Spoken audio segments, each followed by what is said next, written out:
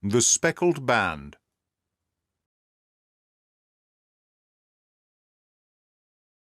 Such are the true facts of the death of Dr. Grimesby Roylott, of Stoke Moran.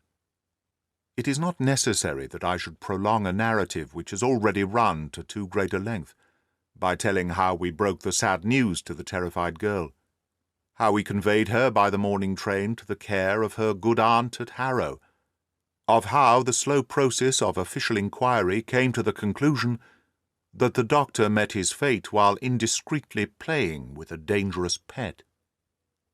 The little which I had yet to learn of the case was told me by Sherlock Holmes as we travelled back next day. "I had," said he, "come to an entirely erroneous conclusion, which shows, my dear Watson, how dangerous it always is to reason from insufficient data.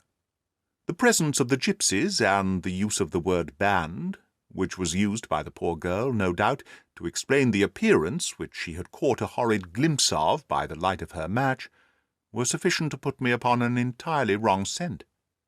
I can only claim the merit that I instantly reconsidered my position when, however, it became clear to me that whatever danger threatened an occupant of the room could not come either from the window or the door. My attention was speedily drawn, as I have already remarked to you, to this ventilator and to the bell-rope which hung down to the bed. The discovery that this was a dummy, and that the bed was clamped to the floor, instantly gave rise to the suspicion that the rope was there as a bridge for something passing through the hole and coming to the bed. The idea of a snake instantly occurred to me, and when I coupled it with my knowledge that the doctor was furnished with a supply of creatures from India, I felt that I was probably on the right track. The idea of using a form of poison which could not possibly be discovered by any chemical test was just such a one as would occur to a clever and ruthless man who had had an Eastern training. The rapidity with which such a poison would take effect would also, from his point of view, be an advantage. It would be a sharp-eyed coroner indeed who could distinguish the two little dark punctures which would show where the poison fangs had done their work. Then I thought of the whistle.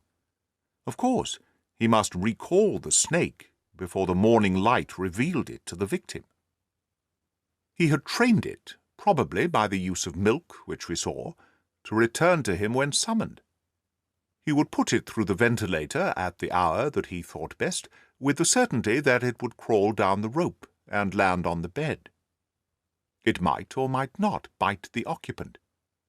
Perhaps she might escape every night for a week, but sooner or later she must fall a victim. I had come to these conclusions before ever I had entered his room. An inspection of his chair showed me that he had been in the habit of standing on it, which of course would be necessary in order that he should reach the ventilator.